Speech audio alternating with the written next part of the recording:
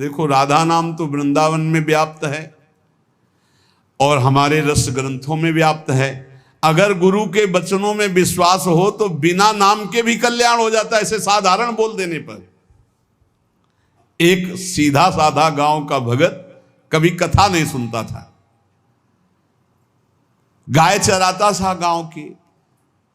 तो एक दिन और गोपाल जो गाय चराने वाले थे उन्होंने कहा, यार कभी तो कथा सुन लो, रात दिन पशुओं के पीछे घूमते हो, पशु बुद्धि, कभी तो कथा सुन लो। तो एक दिन सोचा दोपहर के भोजन गांव में पाएंगे जाके अपने घर में, और कथा हो रही वहीं से निकल लेंगे, जो सुन लेंगे तो सुन लेंगे। खड़े खड़े वहां चर्चा चल रही थी, जिसने मनुष्य जन्म लेकर के गुरु मंत्र नहीं लिया और नाम जब भगवान का नहीं किया उसका जीवन मुर्दा, व्यर्थ जीवन। चला गया सुन के, और बार बार वही दिमाग में कि पंडित जी कह रहे थे गुरु मंत्र नहीं लिया और नाम जप नहीं किया तो मुर्दा जीवन। जिन हरि भगत हृदय नहीं आनी, जीवित सौ समानते प्राणी। दूसरे दिन फिर गया, कहा पंडित जी आपने कल कथा में कहा था गुरु मंत्र ले लेना चाहिए, नहीं तो जीवन मुर्दा हो जाता है, बेकार जीवन रहता है। तो देव गुरु मंत्र आप, और तो हम किसी को जानते नहीं। देखा फटा पुराना कपड़ा, डंडा लिए एक चरवाहा, तो उनका ऐसे थोड़ी कि तुरंत ही गुरु मंत्र दे दिया जाता है। आखिरी दिन कथा के मिलना फिर दे देंगे, टाल दिया। अब वो आखिरी दिन कथा के तो दिन चढ़ावा चढ़ रहा था, तो पंडित जी ने कहा जब चलें तब ले लेना गुरु मंत्र, टाल दिया। अब वो जब आखिरी दिन के बाद हो, तो उस समय घोड़े पे बैठ सब सामान लाद के पंडित जी चलते थे, वो तो सब सामान लाद के चलने लगे हो। तो पीछे पंडित जी आप जो कह रहे थे कि गुरु मंत्र देंगे, आप गुरु मंत्र दे दीजिए। पंडित जी रबड़ी पवाई गई थी, घोड़े से उतरे, घोड़ा एक भगत के यहाँ खड़ा किया और लोटा लिया और भागे, क्योंकि सोच लगी थी। अब वो भगत किसान आदमी, गांव का गंवार आदमी पीछे लगे, पंडित जी अरे गुरु मंत्र दे दो, कितने दिन से टहला रहे हो आप। अरे उनका यार मतलब सोच का पैसा, तू गुरु मंत्र की बात कर। और वो पीछे लगा कि अब हम नहीं जाने वाले, आपने सब सामान लाद ली थी, भगवान की कृपा कहो कि आपको सोच लगी आई, नहीं तो आप हमको तो गुरु मंत्र ही नहीं देते, हम आपको नाम पर विश्वास की बात। पंडित जी तो दात गपोचन, जय गुरुदेव की जय गुरु। वो दबकाए है दात गपोचन, मतलब एकदम मूर्ख आदमी, तो सोच तो। वो प्रणाम कर लिया, जय गुरुदेव, धत गपोचन धत गपोचन। जपना न राधा न कृष्ण न राम न हरि। घर आया, बोले आज से गाय चराना बंद। बोले क्यों? बोले गुरु मंत्र मिल गया, अब हम भजन करेंगे, हमारा जीवन मुर्दा नहीं रहेगा, अब जीवन सार्थक रहेगा। और मेहनत करने वाला आदमी, गाय चराने वाला आदमी, अब शुरू हो गया बैठ के धत गपोचन धत गपोचन। अब इसमें न कोई भगवान नाम है, न कोई मंत्र है, न प्रणव है, न नमो नमः, कुछ नहीं।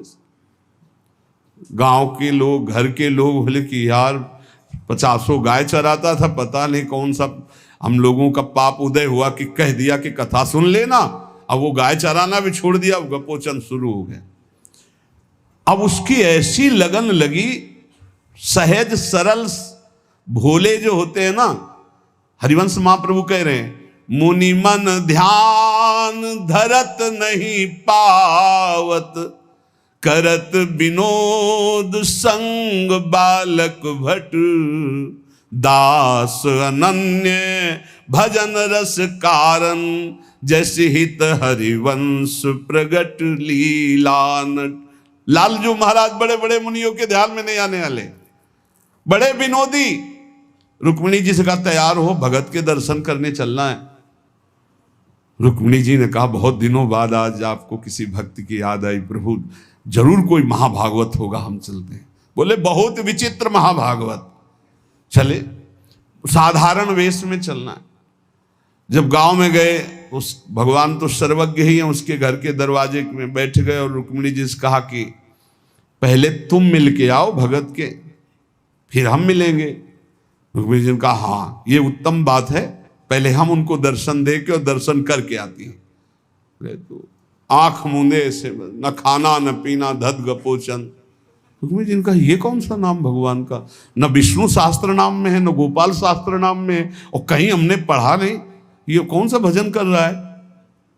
कहे किसका भजन कर रहे हो, चुप रहा। फिर किसका भजन कर, 2-3 बार तो गुस्सा के आंख खोला, देखा कोई स्त्री, तो बोले तुम्हारे खसम का भजन कर रहे हैं, और किसका कर रहे हैं। वो रुक्मिणी जी आ गई, बोले बहुत जानकार भगत है। प्रभु द्वारिकाधीश से कहा बहुत जानकार भगत है। बोले क्यों, बोले हमने कहा कि किसका भजन कर रहे हो, देखो हम इतना छुप के गई थी लेकिन वो पहचान गए, वो कह रहे तुम्हारे खसम का भजन कर रहे थे।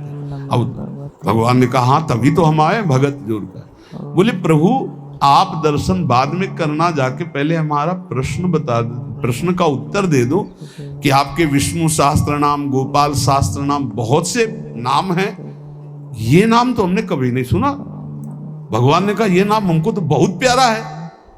बोले आपको कब, मतलब ये कब कैसे नाम रखा गया। बोले बहुत प्यारा है, हमारा ब्रज का रखा हुआ नाम है, ब्रज में मैया ने रखा था। कैसे रखा था।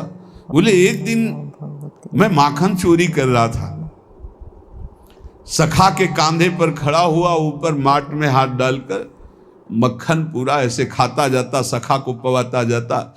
इतने में मैया और गोपी जन आ गई। एक कन्हैया ये क्या कर रहा है। अब हमने देखा कि फंस गए।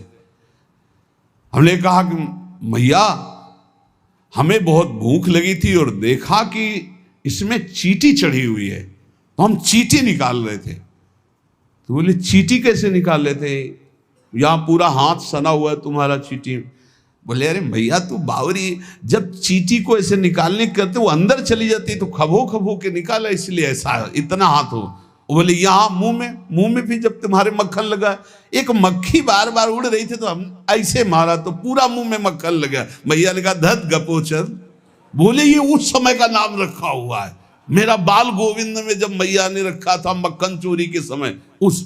अब आप विचार करके देखो, भगवान का साक्षात्कार गुरु वचनों पर विश्वास होने पर साधारण शब्द बोला तो भगवान तो सर्वलोक महेश्वर सर्वज्ञ, उनके सब अक्षर, जैसे हर अक्षर में आ विराजमान है, का खा गा घा आ, ऐसे ही सब अक्षरों में ब्रह्म विराजमान है। फिर राधा नाम तो स्वयं हरि जपते हैं, और राधा नाम तो परम प्रेममय है और बड़ा गुही है। विश्वास करके जब वो धदगपोचंद जपा तो रुक्मिणी द्वारिकाधीश भगवान दर्शन देने आ गए, और तुम विश्वास करके राधा राधा जपोगे तुम्हें नहीं प्राप्त हो जाएगा। अरे यही राधा स्वयं भगवान हरि जपते हैं। इसलिए संदेह शब्द नहीं होना चाहिए उपासना में। जो गुरु ने उपासना दी उसमें संदेह नहीं होना चाहिए। और 5वां, इस 8वें सूत्र में 5वां, असूया, दूसरों के गुणों में दोष देखना, चुगली करना और ईर्ष्या, इनसे बहुत दूर रहना चाहिए उपासक को। ईर्ष्या बहुत बुरी है। कंचन तजना सहज है, सहज तिया का नेह, मान बड़ाई ईर्ष्या दुर्लभ तजनाए। ईर्ष्या बहुत बुरी है, मतलब ये जलाती रहती है हृदय में, ये बहुत बड़ी आग है। एक जिससे ईर्ष्या उसको प्रणाम करो उससे नष्ट हो जाएगी। इसके नष्ट करने का उपाय एक ही है, जिससे ईर्ष्या उसको बार बार प्रणाम करो, बार बार। और वो तुम्हें कितना भी कड़ुआ बोले तुम बुरा मत मानना, तो तुम्हारी ईर्ष्या नष्ट हो जाएगी नहीं। ईर्ष्या बेमतलब जलाती रहती है। और किसी के गुणों में दोष ना देखे, किसी की चुगली ना करे। सुनो, ऐसे से कुछ लोगों का स्वभाव होता है, उनका भोजन ही नहीं पचेगा जब तक 2-4 की बुराई नहीं कर लेंगे। सुना तुमने ऐसे से ऐसा नहीं, हमने तो नहीं। अरे मतलब ऐसे गूढ़ विषय की चर्चा मानो ब्रह्म साक्षात्कार करा देंगे। ऐसे लोगों से बचना चाहिए जो दूसरों की निंदा चुगली करते हैं। निंदा चुगली करने वालों को ऐसा लगता है जैसे चक्रवर्ती सम्राट पद में बैठाल दिए जाएंगे, जब 2-4 उनको मिल जाए सुनने वाले। फिर जैसे कोई भगवत प्रेमी महात्मा खूब सरस भगवान की चर्चा करे, ऐसे ये द्वेषी जन होते हैं। ये निंदा बहुत संभाल संभाल करके, कहीं भी चूक ना होने पावे, पूरी निंदा। तो ऐसे लोगों से बचे। चुगली करना, दूसरे के गुणों में दोष देखना और ईर्ष्या करना।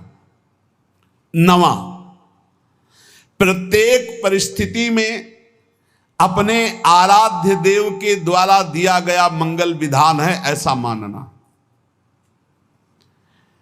एक बार हमने सुना था, उस समय किडनी का रोग प्रकाशित नहीं हुआ था, कि असाध्य रोग भगवान की विशेष कृपा से प्राप्त होता है। तो साधन पर उस समय जोर था, तो डर लगा कि असाध्य रोग कृपा कैसे हो सकती है, ना साधन में बैठ सकते हैं, पीड़ा रहती होगी तो भजन भी नहीं हो सकता, तो ये कृपा कैसे हो सकती है असाध्य रोग। लेकिन सच्ची आपसे कहते हैं, साधना हो रही थी भगवत मार्ग में जैसा कुछ, लेकिन शरणागति में कमी थी, क्योंकि साधन पक्ष में विश्वास बहुत जोर का था। शास्त्र प्रमाणित साधन के बल से भगवत प्राप्ति पर विश्वास हमें था।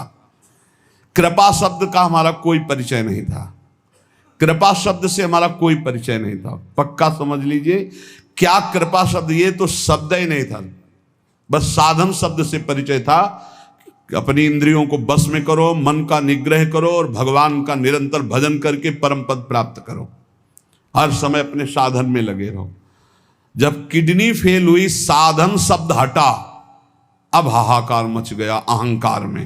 अब क्या, फिर जो अहंकार शरणागत हुआ, फिर बात बन गई जो करोड़ों जन्मों की साधना से नहीं बनती, वो इस असाध्य रोग ने काम बना दिया।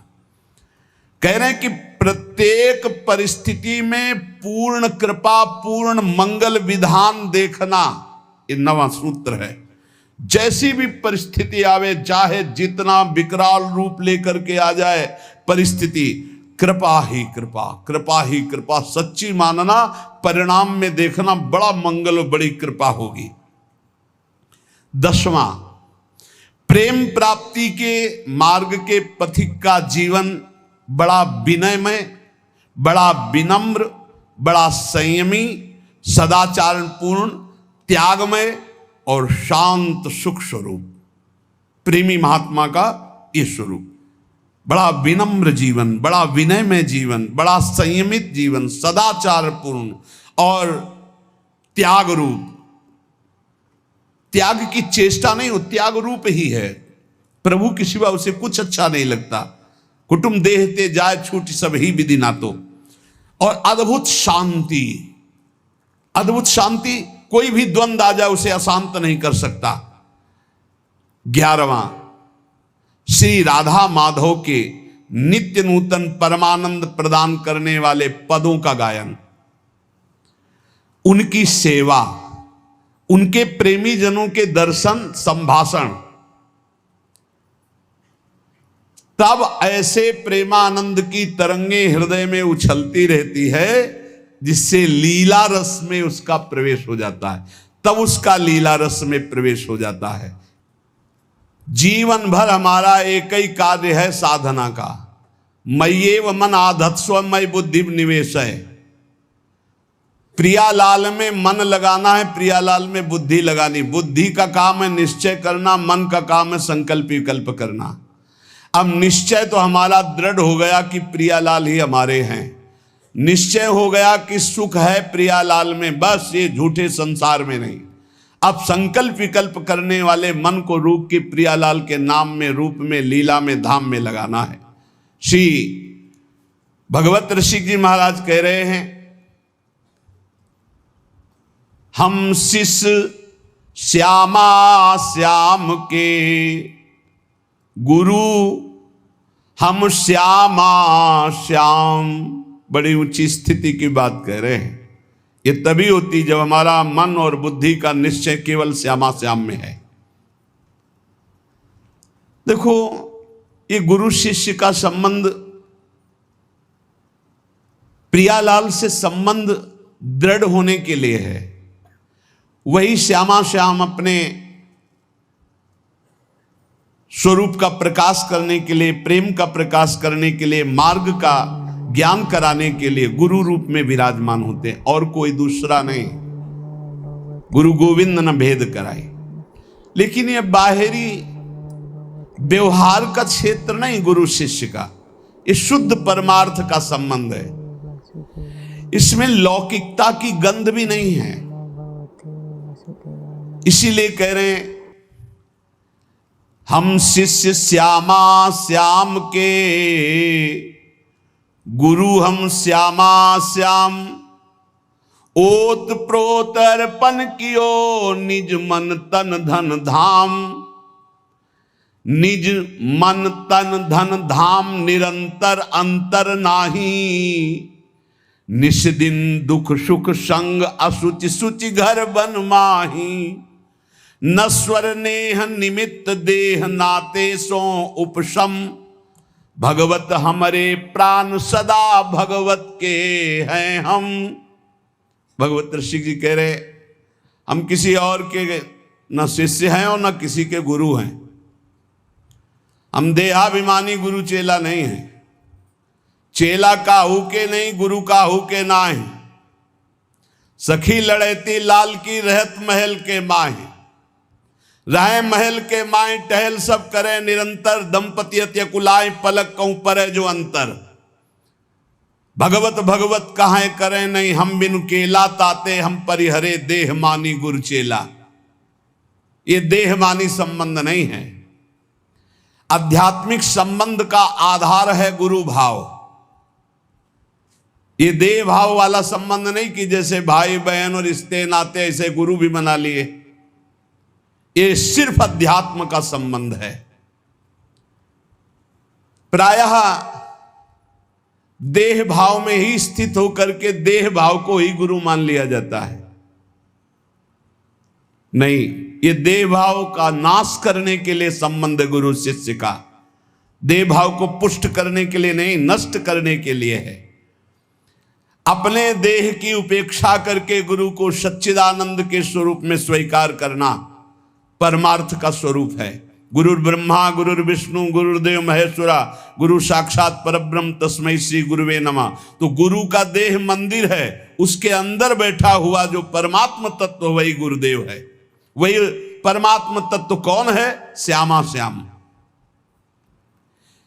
लौकिक मान्यता में मारे घूम रहे हैं। भगवत ऋषि जी कहते हैं हम चेला का हुके नहीं और गुरु का हुके ना ही। देहाभिमानी ना हम गुरु हैं और ना देहाभिमानी हम चेला स्वीकार करते हैं। हम सखी लड़ैती लाल के रहत महल के माही। रह महल के माए टहल सब करे निरंतर। रात दिन अपनी प्यारी जू की सेवा में रहते। अगर पलक भर की ओट हो जाए तो कहाँ है भगवत रसिक, कहाँ है भगवत रसिक। भगवत भगवत अकुलाकर पुकारने लगते हैं। भगवत भगवत कहाँ करें नहीं, हम बिनु केला। हमारे बिना वो केल ही नहीं करते। ताते हम परिहरे देह मानी गुरु चेला। आज जो है संसार में यही फैल रहा है। जैसे और संबंध ऐसे गुरु संबंध बना लिए। गुरु संबंध केवल अध्यात्म के लिए। भगवान